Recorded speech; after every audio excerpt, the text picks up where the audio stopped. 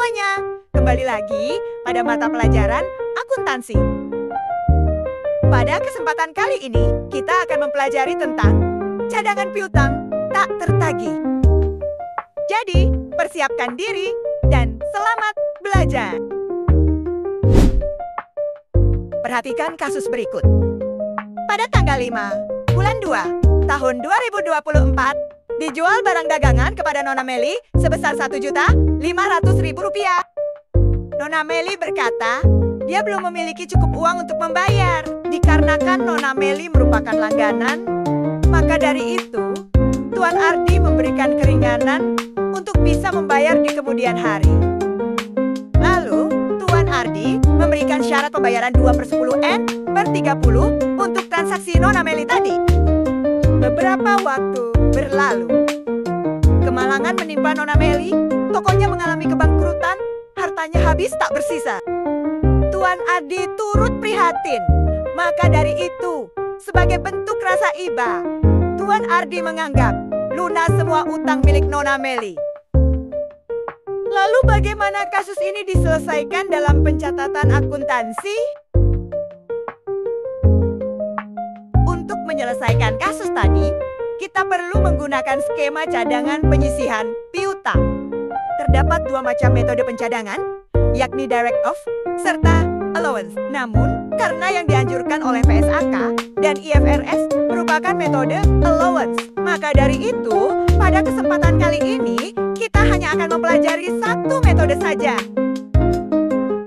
Dalam metode allowance, terdapat 4 jurnal yang akan muncul, yakni pada saat mengakui piutang, menyisihkan cadangan, menghapus piutang, dan jika debitur mampu melunasi utangnya.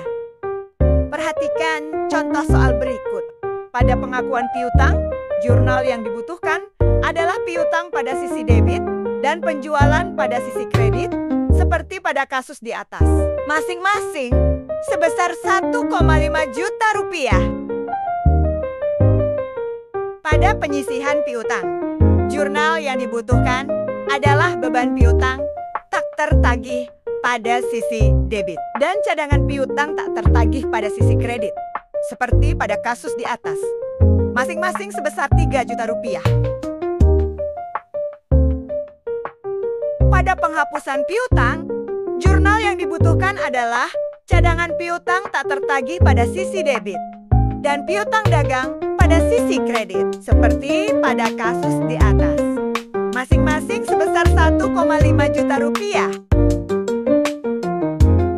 Berita gembira datang. Keadaan Nona Meli sudah membaik. Sebagai itikat baik, Nona Meli melunasi utangnya kepada Tuan Ardi sebesar Rp500.000. Lalu, bagaimana cara kita menjurnalnya? Pertama-tama, kita pulihkan dulu piutang yang sudah dihapuskan. Jurnalnya, piutang dagang di sisi debit dan cadangan piutang tak tertagih di sisi kredit. Lalu, kita akui piutang yang sudah dibayarkan, jurnalnya, kas di sisi debit dan piutang dagang di sisi kredit. Untuk pencadangan penyisihan, tersedia dalam beberapa metode, kita bahas di video selanjutnya ya. Selamat, Anda telah menyelesaikan di subtema ini. Saya pamit. Terima kasih sudah menonton. Sampai jumpa di video selanjutnya ya.